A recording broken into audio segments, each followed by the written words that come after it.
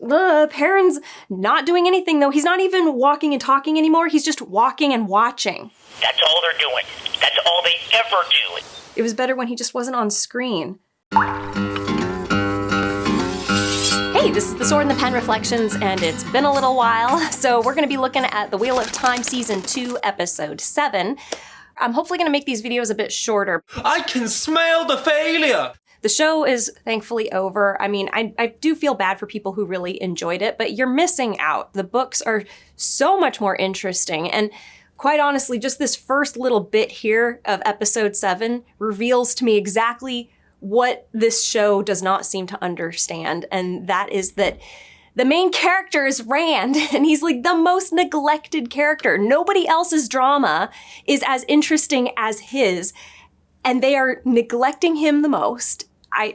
I don't understand this. Okay, now I could understand if they were gonna say, hey, let's go ahead and make a show about Moiraine. Like, this is her show. But in that case, you have to treat Rand like this distant figure that she's constantly trying to control and maneuver and manipulate and, you know, create into exactly what she thinks he's supposed to be. And it's all about her struggle.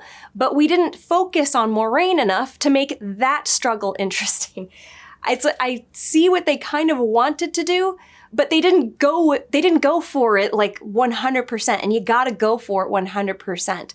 Because what we're left with is a bunch of underdeveloped characters that we're supposed to care about, and they treat like we're supposed to care about, but in the end, you just kind of go, hurry up. Anyway, before we get into it, please like, subscribe, and comment, even if it's just with an emoji. It's totally free for you. For me, it might make me some money on all these commercials.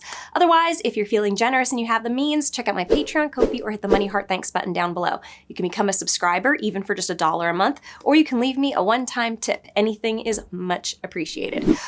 Let's go. We're gonna do what we were doing before, where I examine one character's arc at a time per episode, and we're gonna start with Moiraine. So we're starting off 20 years ago. It's the end of the war, and Rand is now being born on the mountain. We see Siuan and Moiraine are walking together to tell Gitara, or Jatara, I've heard it pronounced both ways, that the war's over. And they're talking about their futures, you know, oh, I want you to come and meet my parents, it's gonna be great. And then Siuan's like, I don't know if I really wanna go do that. And she starts talking about how she imagined that they would go and live in like a hut by the river where she was born. And I'll be your fishwife. You make a bloody awful fishwife. You're gonna be doing a lot of doobie rolling when you're living in a van down by the river. It's a really sweet scene, but the thing is we have seen these two in a lot of conflict beforehand, and it is always more heartbreaking to go through that process of something that was beautiful and lovely and we were all rooting for it suddenly going to hell. But instead you're starting out just like how they did with Rand and Egwene. They're starting out in hell, and then they're like, oh, it was really sweet once, and then it goes to hell again. But anyway, the purpose of this scene is to, or this conversation in this scene is to be like, oh, look, they had all these hopes and dreams and everything was gonna be wonderful. And then the very next moment, they're about to get the prophecy and the task of finding the dragon is gonna be bestowed upon them. And it's like, all our dreams are shattered. Bringing your reader on, or your viewer in this case, on the journey of disappointment is always going to be more satisfying and engaging and immersive. I've failed to see how telling somebody this is a really shitty situation is more effective, and then saying, but it once was great. How is that more effective than showing that it's great and the audience is invested in it being great, and then suddenly it all goes to hell? But anyway, I gotta say I really like Moraine's outfit, not her boots. The Doc Martens thing that both these ladies are wearing, it gotta go. And then we got Hayley Mills as Jatara, or Gitara, whatever her name is. I'm a bit of a Hayley Mills fan. Gitara Sedai, we bring news from the Amelin. The war is over. Are you seeing something? Man, you are really thick. The dragon is reborn, he's on the mountain. Look, you girls need to find him and prepare the world for his return. And then at the same time that we see Rand's mother on the mountain passes away, so does Jatara, or Gitara, whatever. Then the two women are holding her, realizing what has just happened, and they look at each other with resolve, like, well, our lives are changed now. This is not a bad scene. It's just that it's really unfortunate that it creates no emotional resonance for me, because I've not seen their relationship be this wonderful thing that suddenly is destroyed. It's always been kind of rough. So all this does is give me information, like reading a history book. Ah, this is what happened. Now, this did happen in the book. Well, I mean, I haven't read it in A New Spring because I've not read A New Spring. I'm currently on book 6, around chapter 20. And this moment was talked about, but it wasn't detailed as if I'm watching it play out. So I don't know if it's a completely accurate scene, but whatever. Like I said, not a bad scene, especially since I think that they're trying to create that emotional moment that's going to happen later on in this episode where we see the two of them part ways as far as their mission is concerned. That Moiraine is going to, in Siuan's eyes, betray the mission, and likewise with the reverse perspective. See, even that moment would have more emotional resonance if we saw the two of them working together and really meaning everything together. All the stuff, like the very first scene we saw of the two of them together, it was this weird performative thing. And then later they're like, oh, well, you put me on the spot, and then they bang, and it was just awkward. It was very weird. It's hard to have any emotional attachment to these characters. So I would not recommend doing it this way. If they wanted the focus of this show to be Moiraine, they really should have just made Moiraine the main character, and all the others have to be significantly reduced to the point that they're just side characters. You can't give them the same kind of attention that she gets if you want us to really invest in her. And you should have started with New Spring, where she suddenly has all these wonderful hopes and dreams, and then they are shattered. So in the next scene, Moiraine is brought before Siuan in Cairhien, and they're left alone. And immediately, Siuan is like, why didn't you tell me that you had been stilled? And she's saying this in a very accusatory way, like that the thing is if they were lovers before, and if they loved each other and really cared about each other so much, why is that the first thing that she's saying to her? Why isn't she like, this is the most traumatizing thing that can happen to an Aes Sedai, is being cut off from the One Power permanently. She should be in a state of wanting to kill herself. So she should have nothing but love and compassion and be fearful for her. But instead, she's treating her like, you're my subordinate, and I'm really disappointed you didn't tell me. Like, what the heck's the matter with you? Do you care about this person or don't you? It would have been nice to see Siuan break her persona of being the mother here, or the Amyrlin seat, and showing some genuine care for Moiraine, and then be angry at her. You can have that anger, but yeah. Oh yeah, and she brings up that she gave Alanna permission to forcefully bond Lan, which, by the way, has sort of happened in book 6. Spoilers for book 6 if you haven't read it, but Alanna forcefully bonds Rand. I was not expecting that, and I was like, dude, she is a rapist. Like, that is basically raping somebody. He is now emotionally and psychologically and physically bound to Alanna, and she just did it. Like, whoop-pew, like, lassos him. It was so surprising. But I don't know why that's not treated like a much bigger deal. It is a huge violation of any personal autonomy. It's really crazy. At least here, Siuan seems somewhat like, dude, I can't believe you even said that would be okay. I don't know why. It's only just now occurring to me. If this is where the show was going to go, if they were going to follow the book and have Alanna take Rand's bond by force, then Alanna would be in this bond with Maxim and Rand. Where does the third one go now?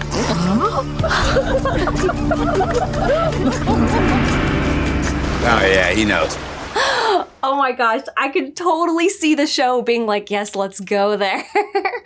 Oh my gosh, that's hilarious. I kind of wish I could see that play out, but the show's been canceled, so oh well. We don't always get what we want. Yeah, so anyway, Moiraine goes, why are you here? And then that's when Siuan is like, oh, I've let you carry this burden for far too long. It's time for me to, take over and be part of this, and let me meet Rand al'Thor. It's like, yeah, put her on guard, attack her, and then be like, I'm here for you. It's all backwards, but anyway, okay. Either way, if they wanted us, the audience, to be fully invested in what's really going on here, they definitely should have spent more time showing us what Siuan is doing to prepare the place for the Dragon Reborn. And then we get what Moiraine is doing. We already kind of see what she's doing, sort of. It's like, what was your plan exactly? But it would have been nice to see a lot more focus on there's a deliberateness and a purpose in what they're doing. Instead, they don't go into those details. They don't focus on it enough. So it just seems like they're just randomly letting stuff happen and things are getting out of control. And it's like, oh, you think that you should keep being in charge of this? I don't think so. Yeah, so I'm on Siuan's side at this point, even though I don't see that she's done anything to help prepare the tower for the return of the dragon. And we will eventually, of course, see that she is a complete idiot and definitely deserves to have the tower taken out from underneath her. Outside this room, we've got Rand pacing with Lan talking to him, and Lan's like, dude, tuck in your shirt. And Rand's like, I am really freaked out about why I'm here. Why does she want to see me? Is this some sort of a trial? I saw what she did to the last guy that claimed he could channel. This scene does sort of happen in the book, but the thing is at that point, Lan and Rand already have a very close relationship as sort of a mentor-teacher. And so it makes sense for Lan to be here, giving him these instructions on how to appear like a formidable figure, despite going to face the next most formidable figure, Siuan. And yeah, Lan is like, is that why you ran away from the Eye of the World? Like, okay, all these misunderstandings between everybody, it's very, very annoying because it creates false tension. Like him accusing Rand, going, is that why you ran away? Like, we know he didn't run away from anything, but this is what Moiraine allowed him to believe. Moiraine literally let him go. And it was because she knew that he didn't want to kill anybody that he cared about. So it's a stupid accusation, and it does nothing for anybody. I mean, it does nothing to Rand, and it does nothing to how we think of Lan, because he doesn't look at Rand as being a coward. He immediately, he just says it. You shouldn't have characters just randomly say things so that it has some sort of an impact if it doesn't somehow exemplify what that character believes about the other person. I mean, otherwise you're just saying it for an effect on the audience. But I do like that Lan informs Rand, you can't afford to just care about your friends only. You were born to protect the whole world, not just your friends. And that does seem to kind of affect Rand. And then he's like, yeah, so the Amyrlin seat is a formidable woman, but she's a good woman. And, she comes from a humbler background than you. And then Lan tells Rand this iconic bit of wisdom for how to be a man, and that is whatever comes your way, face it on your feet. It does come out of nowhere because Rand literally just asked him, like, does Moiraine know that you're doing this? And then Lan just ignores that question and keeps talking. I don't like that these characters always talk to each other, disregarding what they had just said. It's like, why bother have a conversation? They're not actually bouncing off each other. They're just making statements. I'm already getting very complainy. Ugh. This is, let's keep going. Anyway, he's like, here, put on this jacket. And Rand does this maneuver. And you see Lan just like, oh, wow, like you just did Heron Dips the Wing. And Rand's like, yeah, I've been practicing some stuff. This is so awkward. Like, he's been learning this from that guy in the insane asylum. Like, and he somehow snuck his sword in and nobody, whatever. This would have been such a more meaningful scene, and he wouldn't have had to do the whole, I'm coming to my own defense, with the sword. It just would have it would have been a much smoother scene if they had done what they did in the books, where Lan has been teaching Rand all of these sword forms for months since the Eye of the World. And then when it's time for him to meet the Amyrlin seat, he basically just gives him the same advice. Use cat crosses the courtyard, back is straight, and your limbs are nice and loose, like you're being hung from a wire from the top of your head. Whatever. Anyway, so then he sends him off on his way to go and meet the Amyrlin. This was a nice moment in the books because even though it's in the second book, we saw them working together in book 1. And so Lan and Rand had already developed this relationship. And then we knew that between the books, they had been working a lot closer together. We could assume oh yeah, they're definitely partnered together now. And because he is obviously the Dragon Reborn. So it would be really important for Lan to teach him as much as he can. And then to get to this moment where it's like, okay, now you are meeting basically the queen of the world. You got to look your best. You need to be your sharpest. You need to be a formidable figure. We need to show her that you've learned some stuff, and then sends him on his way. But it's like, all that was preparation. Here it's like, I've taught you nothing, but by the way, in case you learned the form cat crosses the courtyard, do that one. Does he know what that is? Whatever. It is remarkable that the Amyrlin seat brought her literal Amyrlin seat all the way to Cairhien, unless they keep a spare there. They just happen to keep a spare that looks just like the Amyrlin's real throne, whatever. But yeah, so he walks in and he's like, he greets her formally, and Siuan's like, oh, I can see that Lan's been teaching you. What else did he tell you? And it's like, how? They had a 5-second conversation out in the hallway. Oh, that was really teaching him. Very frustrating. But yeah, so he's like, oh, well, Lan told me that you're not exactly what you seem. And she's like, oh yeah, well, we have to protect truths or something. And then she goes, I've got questions for you. Answer truthfully. And he goes, or what? And then just nothing. There's so much attempt at creating tension where sometimes the absence of tension is tense on its own, where you would want somebody like Siuan not to constantly throw people on their guard. She could easily just win him over, you know, like, oh, I'm somebody that you can trust. But then there's a sign at the end that this was all part of her putting you off guard. Like, that would be far more clever of a character than somebody who immediately is like, I'm going to attack you. But, I mean, Siuan was always kind of like a forceful sort of a figure in the book. So she's a no-nonsense sort of person, likes to take charge and stuff. But this is more sinister, the way it's being portrayed here, than what I pictured in my head. And maybe it's just a different interpretation, but anyway. Please like, subscribe, and comment, even if it's just with an emoji. It's a free way to support this channel. Or if you're feeling generous, check out my Patreon, Ko-fi, or hit the Money Heart Thanks button down below. You can become a subscriber or leave me a one-time tip. Anything is much appreciated. Now let's get back to it. Outside in the courtyard, we see all the other Aes Sedai that Siuan came with, and Varen is there, and her little drinking buddy, Yaska, comes up and is like, oh, Varen, it's so lovely, the library here, and she secretly passes her an Ogier map and is like, so you're gonna tell me what you want that for? And they're looking around suspiciously at everybody else. Well, anyway, then Tomas leaves, and we see that Alanna and her 2 warders are very distrustful of Varen, and one of them wants to go off and follow Tomas, but Alanna's like, no way, and then they all kind of look at each other, and they have, I guess, this voting system between the 3 of them, or 2-to-1.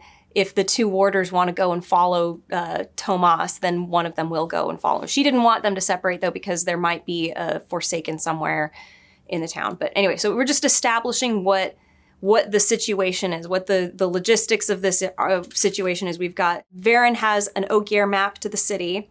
Thomas is off going to do something, and he's being followed by one of Alanna's guys, and they're not allies in this, but they do have a task. Yeah, so Yvonne goes to follow Thomas, and Maxim stays behind with Alanna and is like, dude, I'm more worried about Liandrin. Where did she go? And then we jump over to Liandrin, and she is visiting Moraine's sister. So then we jump to Moiraine with Lan, and she's like, I don't know what you think you're gaining by all of this. And he's like, hopefully some of what we've already lost.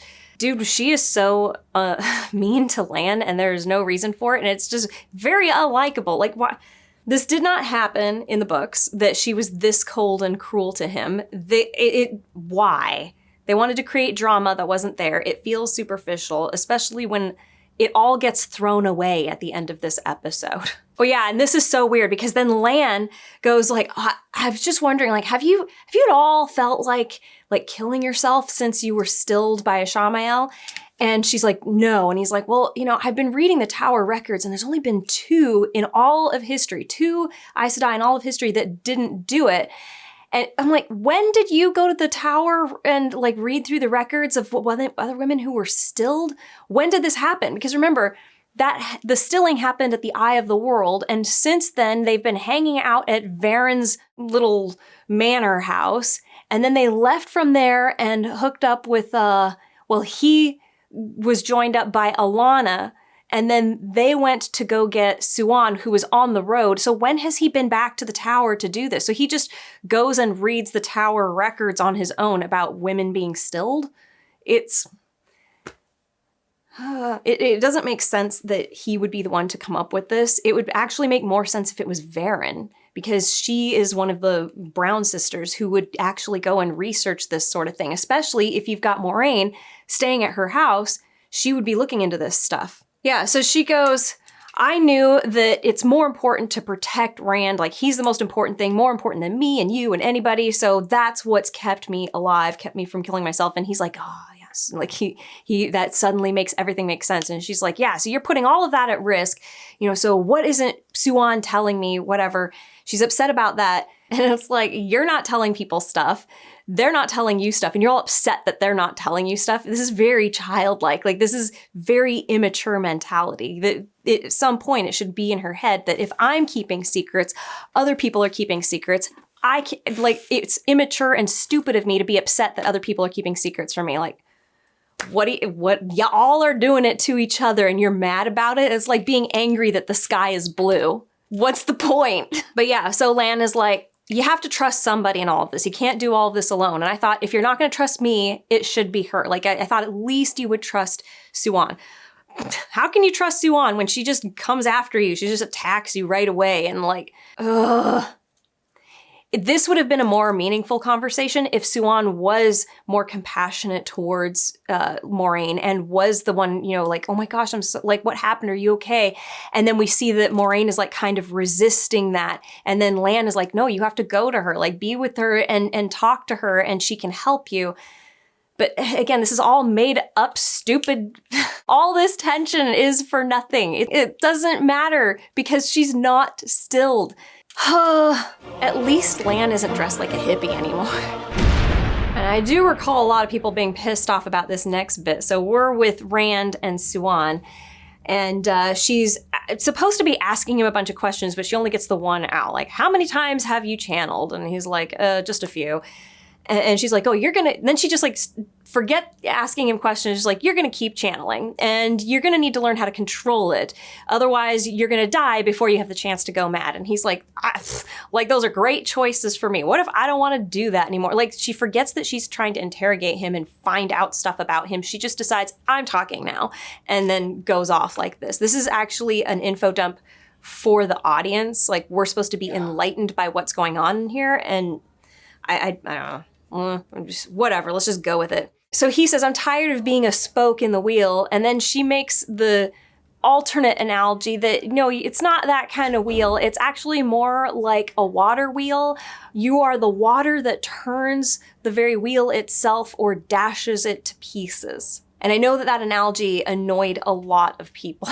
It doesn't bother me that much because, I mean, it does kind of, from what I know of what the Dragon Reborn is supposed to do, her analogy is a little bit, seems like it's a little closer to what he is.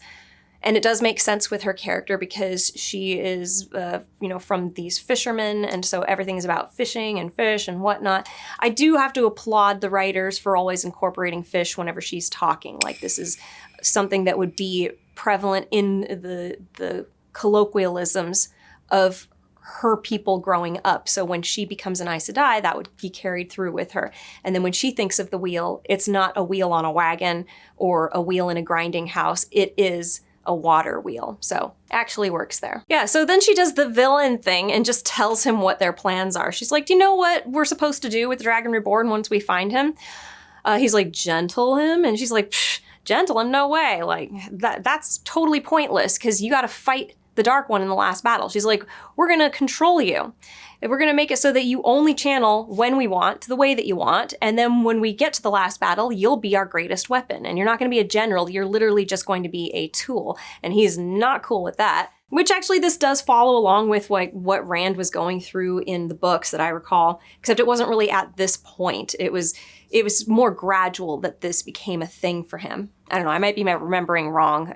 Whatever. But this scene, having all of this come out like this, just like this, it's like, why would you tell him all of this stuff except for the audience's benefit so that we can go, oh, that's what they're going to do. They're not going to still him, except that I don't think I was afraid that they were going to still him anyway. It's like that possibility was not, it wasn't something that was repeated enough so that I and the audience know every time a man can channel and is brought before the Amyrlin seat, even if he was the Dragon Reborn, they would still him. I was really under the impression that when they come across a man who can channel, they still him because he's going mad. But it seemed like there was a different plan for when the Dragon Reborn comes about. This is one of those things where I wish the information about what does the tower intend to do with the dragon would have come out sooner and more gradually, instead of it just being dumped like this, and then we know what happens next. But yeah, so Rand pulls the one power around himself protectively because he's like, I'm not going to be in your cage. And then Siuan just like snaps her fingers basically and cages him, or, you know, binds him. He can't channel. He's shielded. That's what it is. And then she's all upset. Like, Moiraine taught you nothing. She's had you for 6 months and she's taught you nothing about the one power. How was he supposed to learn from Moiraine? Like, that was her job. I get that it was supposed to be like, oh, she finds somebody to teach you, but how is this his fault? I don't know. There's a lot of anger here that feels like it's unprovoked. The person she should be the most angry with at this point is not Rand. It should be Moiraine. She should be in the room being scolded here. But then that takes away from the whole like, oh, I loved you at one point, and I was so terrified when I found out that you got stilled because that means you should be suicidal. Oh, whatever.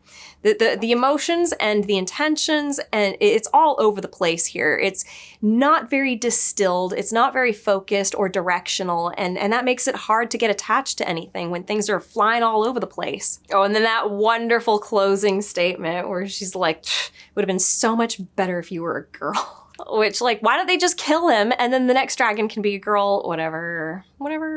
So then they let Moiraine and Lan, and Lan looks over at Rand and he's on his knees. Nice going. Great job keeping up on your feet there, Rand. You should be so disappointed in him right now. Oh my gosh. Again, we've got more conflict. So, okay, we've got Moiraine coming in and going, dude, release him. And Siuan's like, no. You know what? The tower laws have stood for 3,000 years, so the laws, I guess, include that if you find the dragon reborn, you're supposed to shield him and use him as a tool.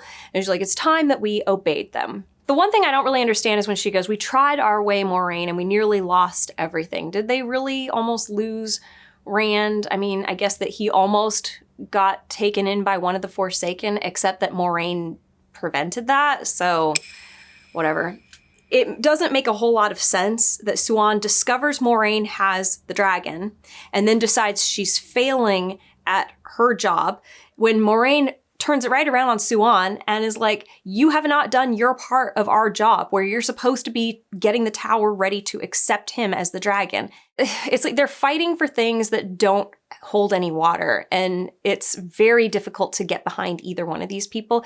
When neither side has a good, strong argument, it's really hard to be invested in what the conflict is here. They are both failing. Rand, the only person whose side I'm on here is Rand's, but look at him. He's just sitting there on the floor. Like, oh my gosh. It's like two really incompetent people have control over the ultimate power here, and they're just trying to figure out who gets them. So anyway, Siuan just decides, here's the new plan. Since you're stilled and you can't shield him in case he starts going mad, because I guess that was the big thing. Like, you were supposed to have that ability. She's like, we're going to take him in, and tomorrow, when the queen returns, we're going to announce to the world with all 14 sisters here that we found the dragon reborn. And because of all of us being here, it'll show that the tower has him under control. I mean, I don't have a whole lot to say, except that Moiraine was right. Siuan does not have good control over the tower, and Siuan was also right. Moiraine could not have stopped Rand if he started going mad. And she did not realize that Rand got almost into the power of Lanfear. So anyway, and then Siuan makes this weird command at the end, prepare him for what is to come. I'm like, you want Moiraine to prepare him for what's to happen? Whatever. So now we're with Rand, and he's being shielded by Leanne, and Moiraine is talking to him, and he's like, what's happened to me? And she explains what shielding is and uses very dramatic terms like, you feel like you've lost everything that you ever were or everything that you might be. Don't worry, it's temporary. Like, poor me. I don't have that luxury of it being a temporary feeling. I've lost everything and it's permanent, which it isn't. But anyway, she asks, where the hell were you going? Because Siuan says that you were leaving town, and that's when Rand says, well, I was going to go to Falm because They've got Egwene there, and I know that's where the Forsaken want me to go. And he's like, why do they want me to go there? And this is when Moiraine is like, oh, because that's where the dragon reborn is supposed to proclaim himself. Now, in the book, they talked about forcing prophecy is not good. But in this case, this would be a great time to bring that up, that like, okay, according to prophecy, the dragon reborn would go to Falm and would proclaim himself the dragon, bannered across the sky in fire, whatever the heck she said. But they're planning to announce him here in Cairhien, which is against prophecy. So if he really is the dragon reborn, why wouldn't you want him to get to Falm anyway? It would be a really weird thing to, oh, we're going to go against prophecy and proclaim him here instead of the place that it's supposed to happen at. And even though that would be forcing prophecy, you can have that discussion there. We can't just take him there and go proclaim him. That's forcing prophecy. He could escape, get there anyway, and then the whole thing happens. But anyway, Rand thinks that the whole reason that the Forsaken want him to go there is so he can proclaim himself, and then they can kill him, and then everybody will know that they have killed the Dragon Reborn. I don't know. There's so much going on here. Now, having a very complicated plot does not create emotional attachment, does not bring your reader or your viewer, in this case, on a journey with your characters. It just keeps them constantly confused, trying to figure out, okay, what's the new mission? What's at stake? What is the new situation? When you're constantly doing that, you lose your attachment to any direction that the plot seems to be going, or any direction that a character seems to be going.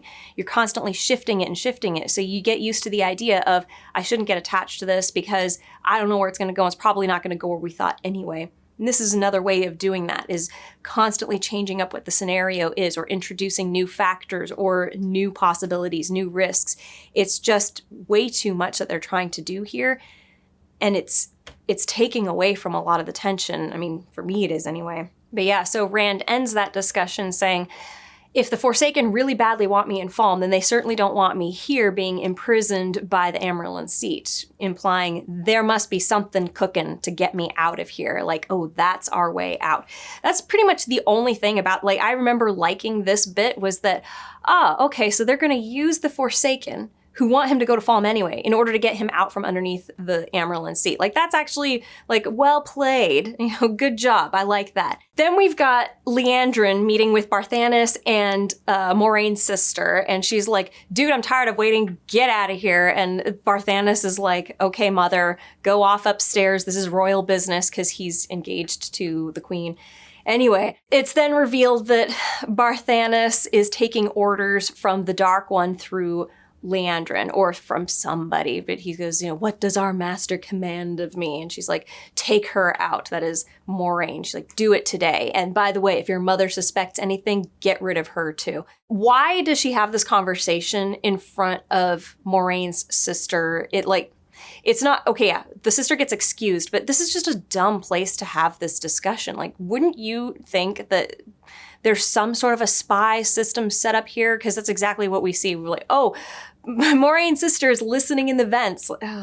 At least we know that Barthanes has a good reason to be upset at Moiraine. She was an absolute bitch to him, so I could totally see him turning to the dark side because of this. He's honestly my favorite character in this whole thing so far, just because I'm like, he's very pleasant, he's nice, but he's also working for the bad guys, so more interesting in my opinion. So we know now that the Dark One's plans to get Rand out involve Liandrin killing Moiraine, who is an obstacle, so that Rand will, have easier time escaping. I don't know what else their plan is. But then we jump to the other side of the plan, which is Rand reaching out to Liandrin saying, hey, we need your help. He goes into the dream world and he's waiting for Liandrin there. Not Liandrin, Lanfear. Yeah, so she's like, she didn't even make it out of the city. And he's like, I'm in a cage in the tower, whatever. And he's like, can you get me out? It's like, okay. She's like, can't Moiraine get you out? I mean, isn't she with you? Remember, she hates Moiraine. And he's like, yeah, maybe she can. Maybe I won't need you at all. Which, obviously is him trying to you want me, so you should be the one to rescue me. And she's like, I love it when you talk like that, big boy. And then we see her blasting her way through town. She's obviously agreed to do this. This, again, was the most interesting thing to have happened in the whole show, is that they decided we're going to have Rand be trapped by the tower, and they need to escape. Since Moiraine is stilled, because that's what we decided to do with her, she can't get them out anyway, so they're going to have to rely on Lanfear to break them out. This whole manipulation like this, I enjoy this a lot. This was good. So we cut from Lanfear destroying the town, obviously attacking the town so that she would draw attention, whatever, to now we're inside, and Maxime is primping in the reflection of his blade. Can't look away. Too beautiful. And Alanna shows up with Lan, and he's like, yeah, oh, through there. Obviously, that's where, Moiraine and those guys are. But then he turns to Alanna and he's like, so what did he say? Does Lanfear Daughter of the Night walk among us? And, Dragon Reborn. Did he not get all of this info from Alanna and Lan like ages ago? I'm just a little confused about, like, what?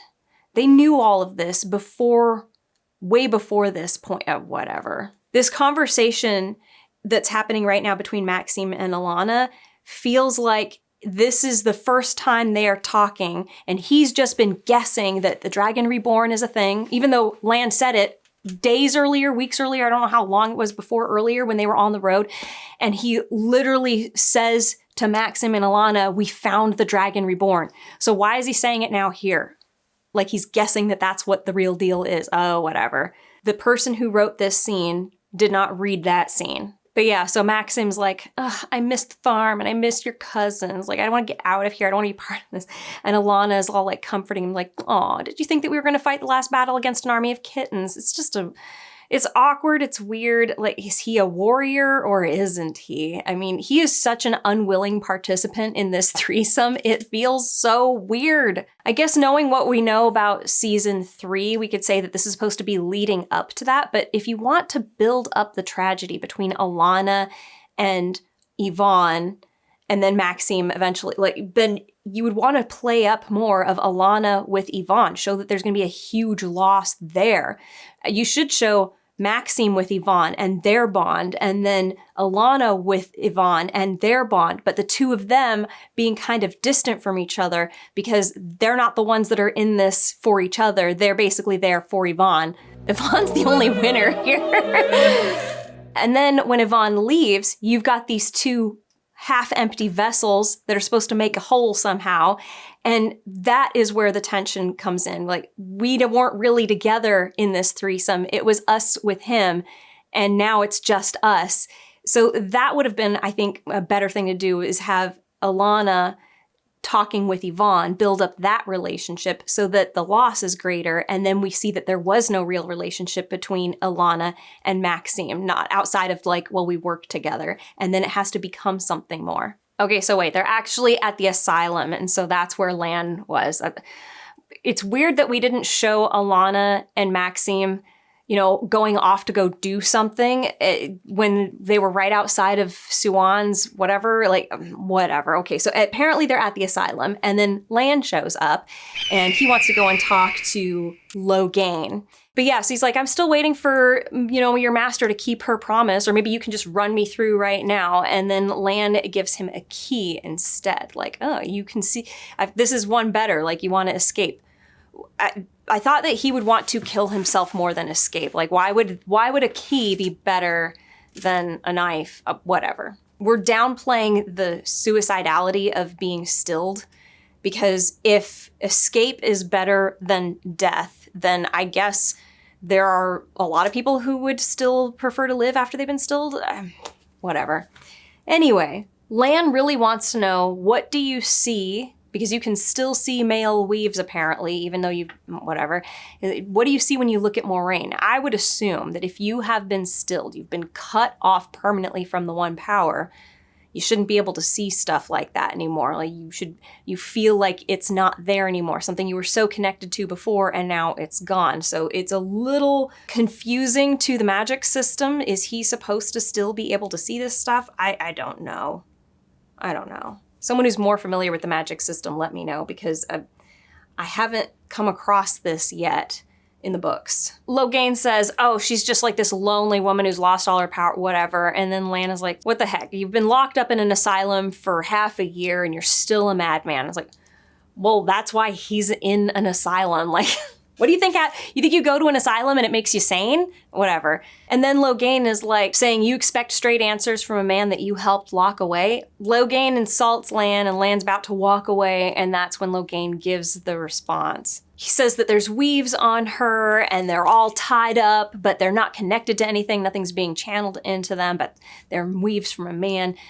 And then that's when Alana and Maxim come in and they're like, dude, there's a fire in the foregate, and Lan's like ready to go, but Logain's like, no, wait, what about the key? And then Lan is like, do you think I forgot what you did to Corinna and Stepan? Like, you're gonna get this key when you're back in the White Tower, and there are 2 brown sisters there that want, he's not gonna help him.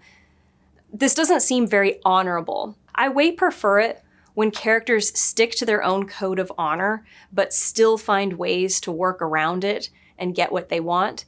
And this just seemed to be a total violation. Like, he set the key down and was like, tell me, and omitting the truth is the same as lying, in case anybody was unaware. Yeah, don't like it. Don't like it. Come on, Lan, you're a disappointment. He's a disappointment anyway, so what does it matter? We get back to Liandrin, who's still blasting her way through the town, and then she blows up some gate, the foregate, I guess, and walks through easily, and she just makes some comment like, thousands of years of doing the, whatever. Either way, she's done. It was just to show that she's still doing it.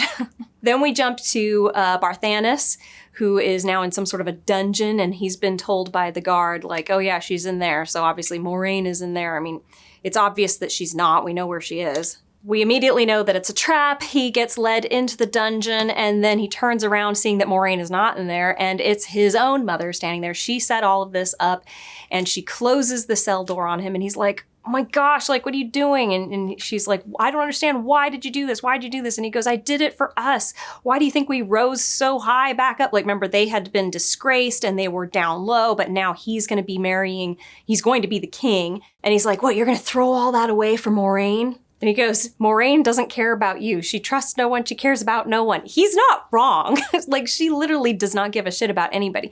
Thing is, you can prioritize something over others and not make those others feel like they're shit. And that's what she decided to do. She decided, I want everyone else to think that I believe they are worthless. Why? So she goes, yeah, well, there's 2 things that my sister understands better than anyone, and that is the difference between right and wrong and how much harder it is sometimes to do what's right. And then he starts begging her, like, you can't tell anyone, don't tell the queen. And she goes, I already have, and walks away, and you see royal guards come to, like, stand guard at his cell door, and he's screaming after her. Like, I like this betrayal and everything. This is all good.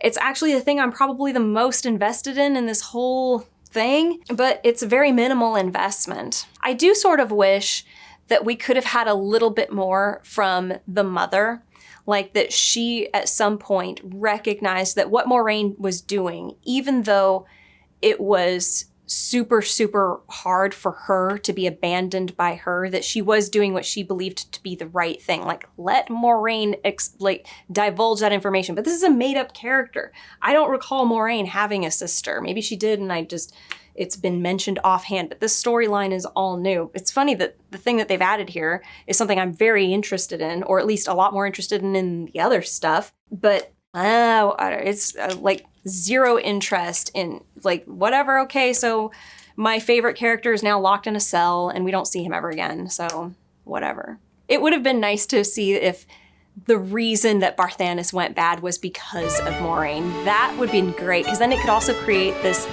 new conflict between Moraine's sister and Moiraine. Like, if I was gonna take this fanfic in my own direction, I'd be like, yes, and now she really hates Moiraine because Moiraine was so cruel to Barthanes, who just admired her so much. He turned dark in order to save their family, and now she had to capture her own son and, destroy their family again, essentially, and it was because of Moiraine. Wishful thinking. So Varen shows up to where Rand is being held and tells Leanne, oh, the Amerlin seat requires your assistance to defend the foregate or whatever. And, I'll take over holding on to the dragon. So, she does. And then Leanne leaves saying, watch Moiraine, don't let her get close to you. And, like, what's she going to do? She's stilled. And I would imagine that Siuan has informed, whatever, maybe. Can't they tell if somebody's been stilled or not? Whatever. What's the point in asking?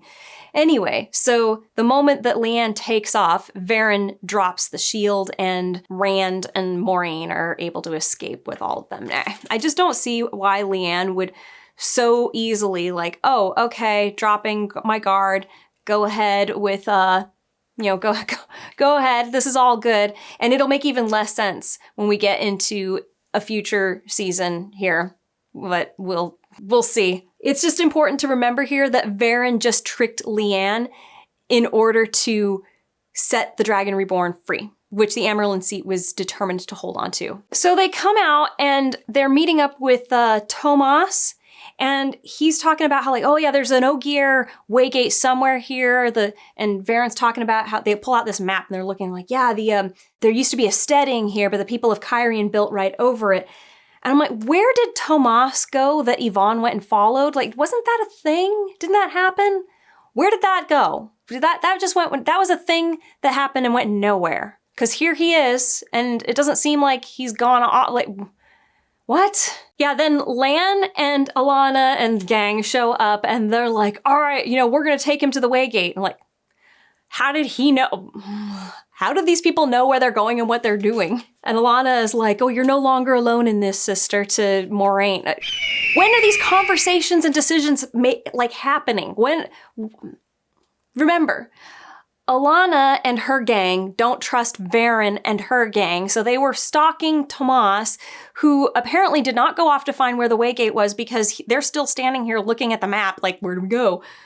And then they show up and they're like, oh, we're here together and we're going to take you to the Waygate. Like, when does all this happen? It feels like there's a couple of missing scenes here. One in which Varen and Alana decide we're working together. We're going to get Rand out of here to the Waygate, and then they're going to figure out where they're going to go from there. And then maybe finding the Waygate, whatever. And something seems to have happened to Yvonne because he's not here. He is not part of this gang. Like, where did he go? It was Alana and Lan and Maxime who come running into the courtyard, and Yvonne is just not there. Was he off still? Did Tomas lose him? Like, what happened? There is a missing scene here, I swear. And somehow Yvonne is off doing something. Yeah, I don't like Alana's parting remark to Rand, like, I hope you're worth this, boy. Like, they have confirmed that he is the Dragon Reborn, or they're all pretty dang sure that he is. Like, I sure hope that the Messiah is worth it. What? Where is Yvonne? We get to Suan, who's with a bunch of the sisters up on top of this gate, and she says, link with me, and they make it rain, and puts out most of the fires, and then Lan shows up, and she's like, I'm here, mother, what do you need me for, or whatever, and Suan's like, what the hell are you doing here? She's like, Varen said you sent for me. Anyway, it becomes obvious what happened, and so Suan's like, you stay here and heal the sick or the injured or whatever. I thought that only medical Aes Sedai can do that, yellow Aja, but they're kind of blurring that. Anyway, Suan decides, I'm gonna go after Moiraine and the boy myself. Like, she wouldn't take any of the other sisters with her, okay? And where does she know to go? How does she know where to go? And then we get to the part where Lan knows more about weaves than Moiraine. So they find the Waygate, and Lan is like, no, Rand, you're not going to open it. Moiraine, you're going to. And she's like, oh, don't even go there. And so he asks Rand to look at Moiraine and tell him what you see. And he's like, oh, it looks like a knot all tied together or whatever. And Moiraine's like, what? And he's like, oh, I thought so. It's just like, what I read about, the Age of Legends. There was an old skill that was lost where they used to be able to tie off weaves and leave them. And I think that's what's going on here, because none of what you felt after you got stilled by Ishamael made any sense to me. How the heck would he know more about this than anybody else? It really makes no sense. It's bizarre that he's the one who figures this all out. I get why they're doing it. They're like, well, we want to show that, how close he is with Moiraine, that he really cares about her a whole lot. And we're going to create this, like, she really did need him, even though she was trying to push him away. And he was, fighting to be with her and help her and support her and stuff, which also was like, so when did he do all of this research before? Like, was it at the White Tower? And when did that occur? Too many things that just don't add up here. But yeah, it's this real intense moment where they're like, oh, you don't have the skill to untie this knot, Rand, so you're going to have to cut through it. And so he's like, oh, okay. And so he and then cuts through it. And I like that Moiraine was like, oh, I trust you. You can do it. Don't believe that for a second. But like, what else is she going to do, I guess? But anyway, then she's like, oh, I feel it. I feel it. Thank you. And she looks to Lan like, thank you. And he apologizes to her for taking so long to do his duty. Will she appreciate Lan more after this? There is nothing quite as disappointing as temporary consequences. So Moiraine turns around and opens the waygate. It's all wonderful. And then, miraculously, Siuan finds them, shows up. She immediately shields Rand and then blasts Lan off to the side. And then she's like, close the waygate, Moiraine. You lied to me about being stilled. And then Moiraine is like, I'm just so happy. Like, I couldn't have lied to you. This is so bad. Because these were temporary consequences and it didn't even last very long, it's very, very hard to feel any of this with Moiraine. Yeah, so Moraine's like, I've been more truthful with you than anyone else. And then Siuan is like, we have failed. You failed at the Eye of the World. So she didn't really tell her what happened at the Eye of the World. But then she's like, I don't want to have to force you to close the waygate. Remember that you took a vow. This is definitely for the benefit of the audience. Like, oh, we forgot that there was this oath rod thing and we don't really know how it works, but apparently this is how it works. She can now order Moiraine to close the waygate, and Moraine's like, oh no, don't force me. If you've ever loved me, don't do this. But she forces her to do it anyway. And then we get this really weird reaction from Siuan where she's like looking down and like shuffling on her feet. Like she looks all ashamed of what she's just done. It's like, how much conviction did you make that last statement with? This is weird. And Moraine's all like insulted. We are just flip-flopping back and forth with what the freaking emotions are supposed to be here. It's like no investment, zero investment. And then right at that moment, Lanfear miraculously shows up. Like she knew where the waygate was too. She knew where they were going. It's an entire town. She knows where they are, apparently.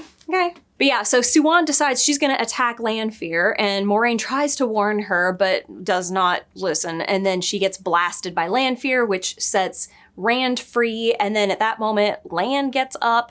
Okay. Was he under a sleeping spell? Yeah, so Lanfear is really upset that Rand is with Moiraine. It's like, I told you the next time I saw you with Moiraine, I was going to kill her. And Rand is like, not if you want my help. You're not going to kill her or whatever. And she's like, oh, you're more like lose every day.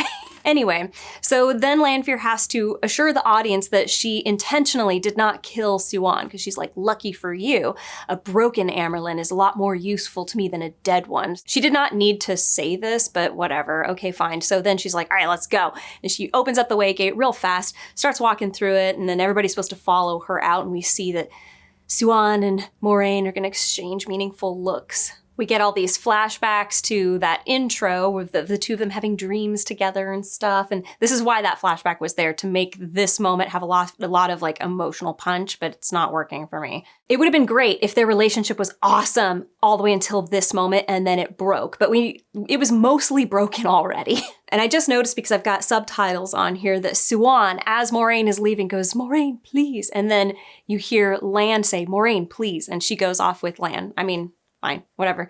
I mean, I like that they had that contrast, but I mean, whatever. It's hard, so hard to find the things to compliment. I mean, look, there's a lot that this show does individually, little segments that are nice, like the whole Barthanes betrayal thing I liked.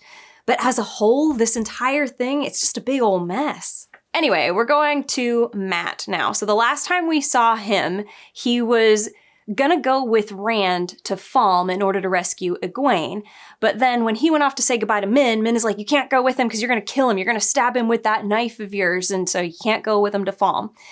So instead of going with Rand, he just sat there and watched Rand get disappointed that he doesn't show up again and walk off. I don't know why he didn't just tell him like, hey dude, I'm with this chick. She can see the future. And she says that if I go with you, I'm gonna end up killing you. So I have to stay away from you. Like, whatever, anyway. So he just watches Rand leave, and then now we get to him during all this other chaos that's going on. Well, not really chaos yet. Rand has been captured and he's brought to the Amyrlin seat. But so Mat is walking through town looking all mopey and depressed, and he gets clocked out And then he wakes up and he's in a much different climate.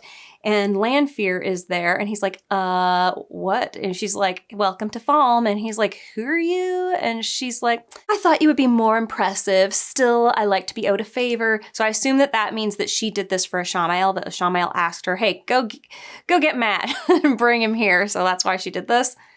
Somehow she knew where he was. How do these people know where each other are? Oh yeah, and he's like, how did we get here? And she's like, that's my little secret. Well, we'll find out. We find out in the next season. But then Matt is left alone, and he goes outside, and he sees that he is not in Kansas anymore. Matt's story in this is so weird. We really need Matt to be in Falm so he can do the stuff that he did in the book, but not really. So they teleport him there. Then we jump ahead to Matt sitting on a bed, and Ishamael sitting by a teapot, whittling, and Matt goes, so, you're just gonna walk in here, sit down, and start whittling? It's just very awkward. It's like they had to make sure that the audience knew how Ishamael got there. Like he walked in, said nothing, just sat down and started whittling. It's very awkward.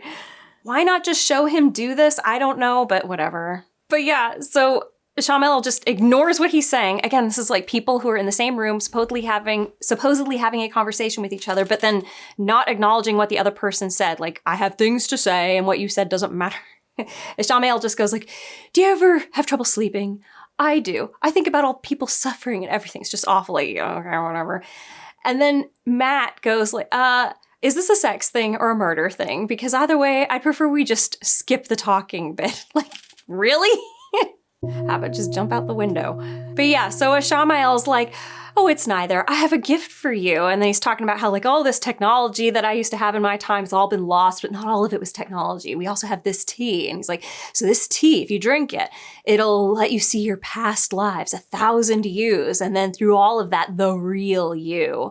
And Matt's like, why the hell do you think I would just drink something that you give me? And he's like, because I think you really want to know who the real you is. And, you know, this is your chance. And he's like, the last time that I drank this tea, or the first time I drank this tea was the first time that I really slept well. And then he leaves. Like, why would you, like, this is just some random ass stranger that walks in and makes you some tea and like, goodbye. Like, this is so dumb. Like, you would believe that that's what it is. What? Matt is dumb. So the 15-minute timer goes and he takes a drink, thinks nothing's happening, and then he starts tripping out. And he sees his mother saying, you're a damn prick, just like him, insinuating his father. And then he looks in the mirror and sees an image of himself drowning some guy and then slitting another image of himself, like there's two of them, cutting the throat of some girl. I think it might have been Egwene, doesn't really matter. And then he's flipping out and he curls up on the ground and he turns into his mother, and then he goes and he picks up his mother and then goes like, oh, just like him, and then it's him holding himself and they're screaming at each other. I'm trying to figure out where he was seeing his past lives. Was it him drowning the guy in the bucket or slitting the girl's throat? Like, and then the real him, I don't know if the visual effects department got the script or maybe they changed the script after whatever. This is just, it's hard to understand what the hell was supposed to be realized in all of this. And then, oh yeah, he also saw images of himself being hung, which is something that happens in, is it the third or the fourth book, when Rand and Matt go to, how do you pronounce the place? Starts with an R. They go to that place that's in the Aiel Waste. Anyway, Matt goes through an archway there and he ends up being expelled from it and he's hanging. Anyway, we know that this does not happen eventually the way that it's supposed to in the books, but this is like a premonition of what is going to happen. He never had a premonition of this happening before in the books.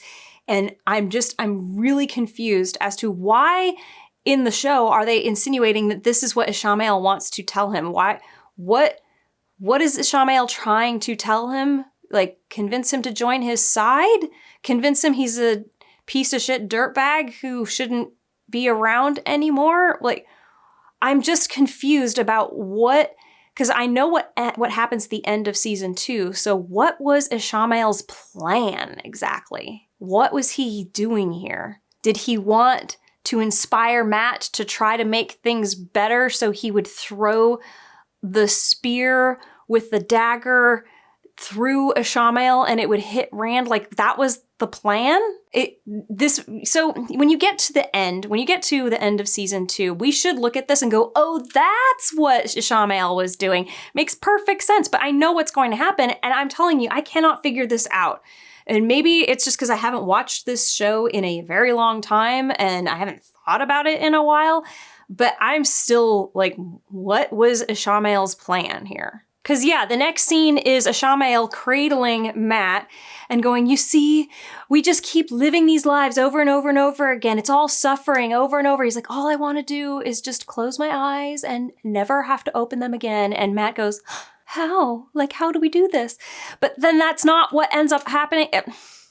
And that's all we get of Mat here. He's literally walking down the street, gets knocked out, wakes up in Falm, is offered some tea, has some weird visions, and then wakes up and finds out, like, isn't the world an awful place? Let's end it together. Okay. What? Mat had in the previous episode made the choice to self-sacrifice in order to save Rand. Why would all of that go out the window because of some dreams that he has, some visions that he has? And I know it's supposed to be super traumatic. This is very unsatisfying. Anytime that you use magic in order to make something happen, some giant shift in somebody's perspective on the world, it feels, well, it is God coming out of the machine. It's like you set things in motion, like we're leading Mat into this one place. He's acting this way. He is doing this stuff. He's going in this direction, but then, nope, now he's going in a different way. You want to see it coming, or you want to get there and go, oh, I totally see how we got here. There's a difference between a trigger, something that sets you off and like, okay, now we're changing course, and then just a complete derailment and placement onto a new road. And that's what's happened here. I did not see Mat having given up on his friends. Like, that was one of the whole points, I think, of the previous episode was we saw Mat, like the light coming back on in him. We're going to get through this together, Rand. I'm with you. You're the dragon reborn. This is going to be awesome. And then he has a conversation with Min, and she's like, I see the future, and you stabbed him. And he should be like, what? Like, that sounds crazy. I would never do that. And then he has second thoughts. He's not going to go with them. But then he has this magic vision that makes him go, you're right. I want to destroy the world. What? All right, we're going to skip ahead now to Perrin. And it's been so long since I've seen him that I totally forgot what the hell he's doing.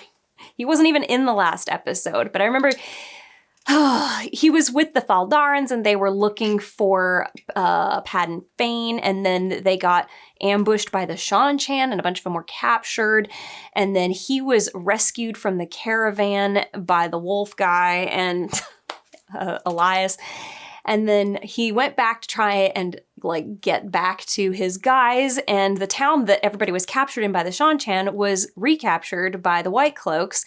And then he set what's-her-face free, Avienda, and they fight their way out of there. And in the meantime, while he was there, he overheard that everybody was heading, like all the Shan-Chan were heading to Falm because that's where their base is. That's where they landed. So he's going to Falm because he's like, that's where the Faldarans are. So he's got to save his friends.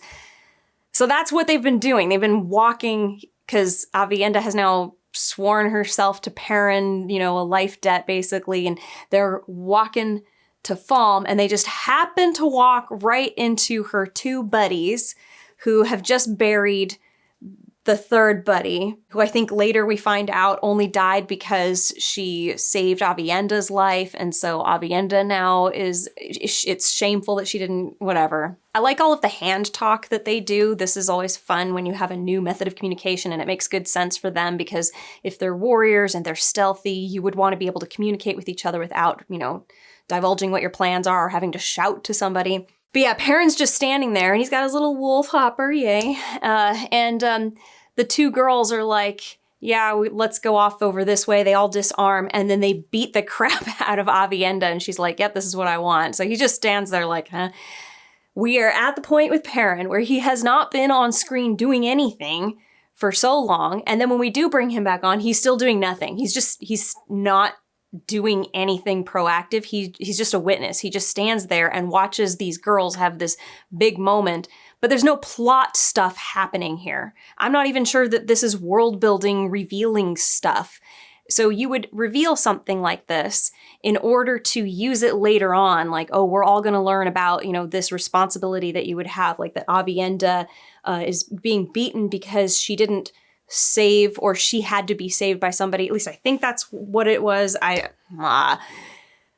don't think this comes back, though. And unless they're like, oh, this is how we introduce Toe. Well, she kind of already introduced that in 2 episodes ago when she told Perrin, you saved my life and now I have Toe, so my whatever. Perrin's not doing anything, though. He's not even walking and talking anymore. He's just walking and watching. He's been reduced to that. What exactly is the point of you? He was at least interesting in the last episode that he was in. He got up and saved somebody and freed somebody and had a conversation with Dane, and that was interesting stuff. And now we're back to, this is actually worse than what he's been in the past. It was better when he just wasn't on screen. This is bullshit. We fast forward to all of them walking and talking in the dark now. But Perrin's like, dude, what's going on? Y'all are happy and friends again now. And she says this, I fulfilled my Toe to Julian, that's the dead girl, and restored my G. So getting beat up by these other 2 girls has restored her G and fulfilled her Toe to Julian? I don't think that's how it works, and it doesn't make sense to me at all. She details what happens. She says, I was defending myself when Julian took the sword to her back that killed her. I mean, I could see how you're like, I was worried about getting hurt myself. Okay, wait, maybe that's what they're implying. I didn't want to get hurt, and so she ended up dying, so I get hurt anyway now. It's a bit weak. I don't think is that how it works? Maybe I'm totally wrong. I could be wrong here. For me, this just doesn't feel quite right. I go get beat up. Wasn't she defending herself from getting killed? If she was defending herself from getting beat up, that's one thing. And then Julian died. Yeah, that's definitely that's a dishonorable way for sure to neglect your friend. Your friend is about to die, but oh no, you're about to get beat up. But I doubt that's what the situation was. It was more likely we were getting killed, and because I was defending myself, she got killed. But wouldn't it have been the other way around? Oh, whatever. Anyway, so Aviendha's asking him about his ring and goes, oh, so that means you belong to another woman, right? And he's like, yeah, sort of. And she's like, and so you can't lie with any other women? And he's like, nope, or whatever. And she's like, oh, Bane will be upset, but Shiad won't care. So it's kind of, they're a lot more liberal about who they can sleep with and what the rules are of marriage, apparently, is what I think is supposed to be revealed here. Then they come upon the ocean and they're shocked. There's, wow, so much water. But they can see Falm in the distance, and that is all we get of Perrin in this. Walking and talking. Walking and watching and walking and talking. I just spent the last 10 minutes just internet surfing because I was like, this show is so boring. I just need to do something else for a minute. Oh my gosh. Anyway, we're moving on to Nynaeve. So Nynaeve and Elayne are walking through Falm, and they're like, man, it's so weird that all these people are just okay with being occupied by the Shan-Chan. And why didn't they fight back? And Nynaeve's like, how? How would you fight back against that? And it shows a bunch of soldiers walking by, and it's like, to me, it seems that Nynaeve would be the one who doesn't understand how this goes. They tend to be flip-flopping these two, who's the wiser one and who's the dumber one. And I was a little happier when Nynaeve was the one who was acting like an idiot, and Elayne was clearly the one who had thought about, what if I'm in enemy territory, what do I have to do? And she was making all the smart decisions here. But in this case, it seems like they went back on that. I think that Elayne would have more awareness of the helplessness of the people than Nynaeve would. It's not in her character to be like, oh, well, why? Of course they wouldn't fight back. They're more armed. She fought off Trollocs.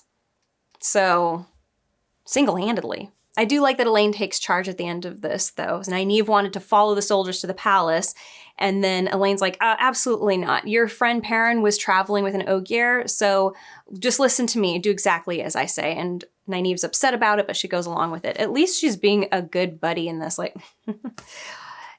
I just wish that they didn't have Nynaeve be the one who knows why the people didn't fight back. It should have been Elayne. Like, let Elayne be the one who knows more in this situation. She's the royalty. She's the one who has to think about these sorts of things like occupation and warfare and what do I do if I'm separated from my royal guard and I'm on my own? What would be the smartest thing to do? Like, she would have to think of that stuff. Nynaeve, being a little country girl, wouldn't have any clue as to how to do this stuff. But we did show her fighting off a Trolloc. To me, that actually, like, it really does mean that she should be looking at the townspeople going, why aren't they fighting back? Obviously, I fought a Trolloc. Why couldn't they just fight these Seanchan people? Oh no, they're so much worse than Trollocs. So I don't know exactly what Elayne was implying, your friend was traveling with an Ogier, right? So just follow me and do as I say. And then they come across Loial shopping. He's just out on the town shopping. Did she track him down? I mean, I guess it wouldn't be all that hard to track down an Ogier if he's like making a big fuss or, people are noticing him and, like, oh, did you hear there's an Ogier in town? Yeah, he was over in this marketplace. I guess I could see that, but okay. Anyway, so he comes in, he's very surprised to see Nynaeve, and then he notices Elayne and immediately knows who she is and falls to one knee, and he's like, oh my gosh, like I'm honored to meet you, whatever, I'm Loial, son of blah, blah, blah, you get it. And Nynaeve's like, dude, don't encourage her, and makes him stand up. But they ask him, have you seen Egwene? Remember that Nynaeve and Elayne and Egwene were smuggled there by Liandrin and then captured by Bald Lady. I forget what her name was. But Perrin and Loial came with the people from Faldara and were captured separately. So, and I know that Loial happened to come across, or he happened to be present when Egwene was presented. Like, here's our gift, Egwene, like, she's a channeler, the best we've ever seen. But how do Elayne and Nynaeve know that Loial knows? Because the first thing they do is like, have you seen Egwene, Builder? Like, and he's just like, he immediately like, yeah, she's here. Like, this is very convenient, but okay. No, this is not acceptable, but whatever. At some point you just stop caring and go with it. So yeah, he tells them, oh, it's monstrous. They're holding her in a place called the Kennels and you can't get anywhere near there. It's the old prisons outside the palace, whatever. And of course, Nynaeve wants to go there immediately, but he's like, you can't. They will stop anybody who is not a Sul'dam within 100 feet of going there. And anyway, they're like, okay, go before anybody notices you're talking to us. Don't worry, we'll get you out too. And then they part ways. But it's like, all of this effort that Nynaeve and Elayne are about to go through is for nothing. At least in the book, it ended up with them rescuing Egwene. Here, they don't even get that. They don't even get far enough to where they could rescue her. Payoff. We need payoff for all this effort. Otherwise, we look back at it and we go, well, this is boring. Hurry up. That's what makes things you can't reconsume them. I love reconsumable content, and this is stuff that's stories that are better the second time around. Like, you see what they're doing and you go, oh, that was clever, or oh, wow, I didn't notice this the first time, but I should have, because by the time you get to the end, you go, what? And now I'm watching it the second time and I'm going, that's amazing. I didn't even see this, but I should have, and wow, they were clever to write it this way. That does not happen here. And when you have an ending like the one we're about to get for season 2, where all of this effort that they're about to go through leads nowhere, it's very dissatisfying, and it's not worth watching again, because what are they doing this for? Where does it get them? And the final point is this. So Loial leaves, and Elayne turns to Nynaeve and goes, so we have everything that we need, because they've got the Adom collar, which they still haven't figured out how to open up, remember. We have to know how to open this, how to use this thing, how to open it. They haven't figured that out. What use is it? In the book, they figure out how to open it up. That's all they have to do. Where did that scene go? Why was it not included in the show? I seem to recall they never figure out how to open it up. And then suddenly, Nynaeve is able to use it. No explanation. Like, huh? Because yeah, in the next scene, Elayne and Nynaeve have the collar and they're waiting and they see this Sul'dam lady walk by and they're like, do you think it'll hurt when we put it on? What do you think will happen when we put it on her? I don't know, but I hope it hurts. Like, how are you going to put it on her? It's a perfect ring. The whole point of that scene with them being in the attic with the Yellow Aja lady before she went off and died was we got to figure out how to open this thing. And they couldn't figure out how to open it. So, Anyway, they ambush this Suldam lady, and I actually like how they do this. Nynaeve kind of throws her off guard, like, hey, look, I've got the wrist thingy on. It fits well, doesn't it? And then she just slams the collar on the gal, and it's like, all right, we got her. But how? It's part of that, like, setting something up and then pretending like you've gone through this process of development and then getting to the ending and going, hooray, we got here. That's not satisfying too. That's taking a plot that doesn't go anywhere is just as dissatisfying as starting a plot. We're working on it, and then we're going to skip the part where it's all figured out, and then like, hey, it works. That's also dissatisfying. It's the same. There were some major issues in the this can't be how the script was written. Somebody would have read the script and go, hey, didn't we have them not figure out how to open it up? We never got it open? Wasn't that a big issue? And if they're trying to imply that when Nynaeve did her little burst of too much of the one power and then goes, oh, it's incomplete, it's only complete when it's around the neck of a woman, that should have been the moment where they go, it already is open or something. You just put it on a woman, just thrust it towards her throat and it'll be caught on her, or I don't know how you would articulate that, but somehow that has to be clarified there because it's not. Right now, according to what I have seen and what they were attempting to do was we have to open this, and it never opened. And the last time we saw somebody get collared, actually the only time we saw somebody get collared was Egwene. She gets collared and it's literally half a ring and it just forms around her neck. So that to me is an open collar, is when it's just a half a ring. Is that what happened to the Yellow Aja lady when she got caught? Let me look. Yeah, it's unclear. I really can't tell if it's a half a ring or a whole ring. You can't see it. It's like suddenly it's on her. So they have not seen one of these things in action in a way that the audience could also see it and go, oh, you just shove a full ring towards somebody's throat and it just slips on. Help me. That's the end, though, of Nynaeve and Elayne in this episode. Again, okay, it's fine to just do little bits like this, but I know it's going nowhere for them. Moving on to Egwene, the final perspective we're going to look at. So she has been trained or whatever, so she poured the water for her Suldam. And now she is with other Suldam who have their first ever damanes, and they're being told by their instructor, like, it's a great honor that you finally have, been deemed able to use the bracelet and have your own damane assigned to you or whatever. Now, just you're going to be useful for the Empire, whatever. Okay, so it's a little odd to me that they presented Egwene as she is one of the strongest damane channelers we've ever seen, and they're going to give her to some newbie. I mean, okay. So the whole point of this little exercise is they're going to test the power of their damane so that way the Suldam can figure out how best to use that power.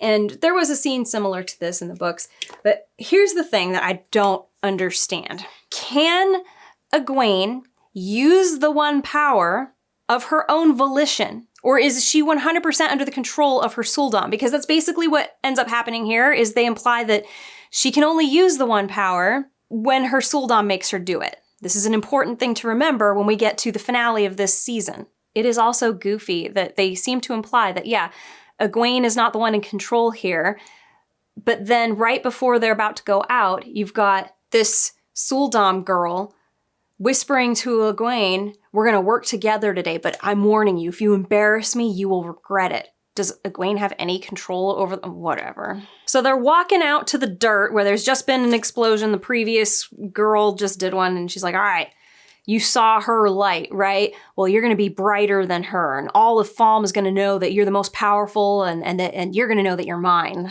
Okay. And then they get out there to the spot where they're going to do this explosion of air.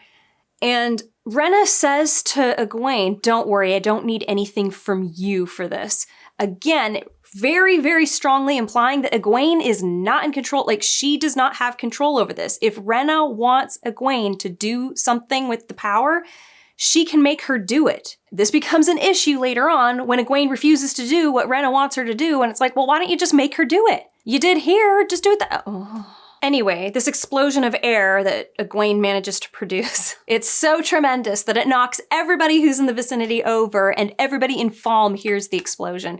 Anyway, Rhenna was really pleased with all of this, and then in the next scene, it's night. We can see that Egwene, or not, yes, I almost forgot her name. Egwene has been awarded a bed in her little room. And Rhenna comes in with a wash bowl and a sponge and is like, yeah, here, give me your hands. And she's going to wash Egwene, wash her hands and her face.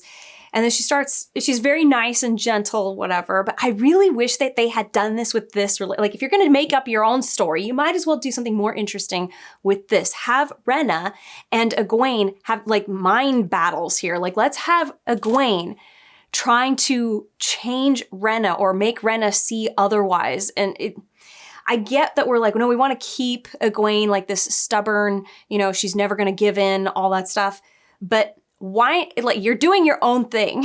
So why not do something extra clever with this? Instead, you've got Rhenna washing her with this sponge and going, it occurred to me why you fight me. Like, I just realized it's because you don't know why we're here. Our queen has one charge. That's to unite the entire world under the light. Like, we're fighting for the good side. You should want to be on our side. Why not have Egwene engage in this discussion a little bit and maybe throw a little doubt into Rhenna, or I don't know, something. Rhenna goes, the last battle is coming, and the only way we stand a chance against it is if we all stand together, including you and me, like stand against the darkness or whatever. Why didn't Egwene say something back to this? If you really are here to fight the light, you wouldn't need to enslave us to do it. We would fight freely and better because we are free, or just something. Instead, all we get is Egwene going, Rhenna. And Rhenna's like, really receptive to that, like, yes, Egwene? And she's like, I will kill you. And that upsets Rhenna, and she takes the bowl away and walks off, and Egwene's just sitting there braiding her hair. Like, this is definitely good for, like, we're sticking with Egwene's character. But again, if you're doing your own thing, this was such a great opportunity to have some interesting dynamics between these two. Like, you've got a soldier who she's a slave driver, literally has never looked upon a Damane as anything other than, like, lower than an animal that I get to use.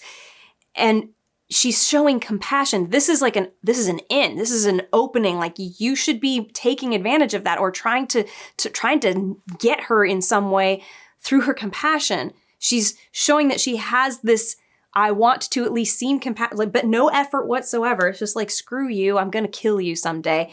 Like, so she's always going to be on her guard against you. She's always going to torment you. Like, this is not a good strategic way to think. And it's starting to look more and more like Egwene eventually becomes the Amyrlin seat in the books, and they've given strong hints of it in the show as well. And I'm just thinking, you need somebody who's got some brains and strategy in there. And she's just like, what is the point of this? I thought, oh, whatever. She's angrily braiding her hair. And then that is the end of that. That's that whole episode.